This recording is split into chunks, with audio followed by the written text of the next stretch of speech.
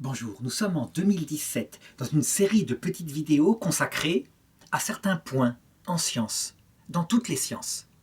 Alors, elles font partie des vidéos de l'Institut Dr Angélique. Et je voudrais expliquer pourquoi il y aura certaines vidéos qui regarderont la physiologie humaine, d'autres la physique.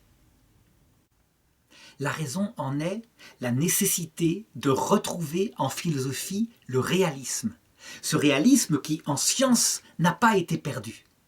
Globalement, pour raconter ce qui s'est passé, on peut dire qu'à partir de la période de Descartes, donc à la Renaissance, alors qu'en philosophie, les professeurs d'université étaient souvent partis dans des délires intellectuels complètement coupés du réel, mais très liés souvent à la théologie. Eh bien, Descartes a voulu retrouver le réalisme de la philosophie qui pense par elle-même, donc qui regarde le réel. Il a d'abord fait en sciences, avec son discours de la méthode, qui est, je dirais, un des précurseurs des immenses progrès que la méthode expérimentale, ensuite en sciences, qui permettra le progrès qu'on connaît actuellement. En fait, la méthode expérimentale, elle consiste très simplement, à partir de l'expérience de la réalité, à élaborer des hypothèses, tout ce qu'on veut comme hypothèse, mais toujours, en fin de parcours, à les vérifier en retournant à l'expérience de la réalité. Et ce n'est validé que si ça se correspond au réel. Appliqué à la science, c'est la méthode scientifique, c'est hyper efficace, ça a donné les progrès modernes. Le problème, c'est que Descartes, en philosophie, eh bien, il va plonger la pensée dans l'idéalisme le plus absurde.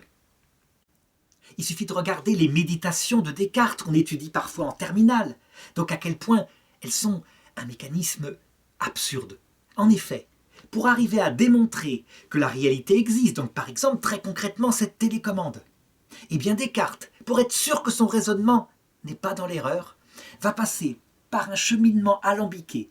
Il démontre d'abord que Dieu existe, et parce que Dieu ne peut pas être trompeur, donc mes sens ne me trompent pas, donc forcément quand je vois cette télécommande, elle existe, elle est réelle. Et il pense que ce raisonnement, qui en soi, mathématiquement si on pouvait dire, eh bien se tient, ce raisonnement fera disparaître toute forme d'idéalisme. En fait, il a plongé la philosophie dans des raisonnements alambiqués. Eh bien, par ces vidéos, je voudrais essayer de montrer comment procède la science et inviter tous les philosophes à retrouver cette démarche qui avait été inventée au départ par Aristote, le père du réalisme, qui était, comme par hasard, le fils d'un médecin. Et qu'est-ce qu'il y a de plus réaliste à l'époque qu'un médecin grec ?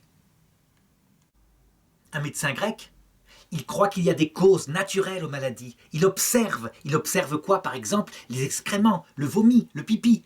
Il goûte le pipi s'il le faut et il essaye de trouver à partir de là la cause intérieure. Oh, évidemment, il n'a pas tous les instruments de la science moderne pour aboutir à la cause, comme par exemple les microbes.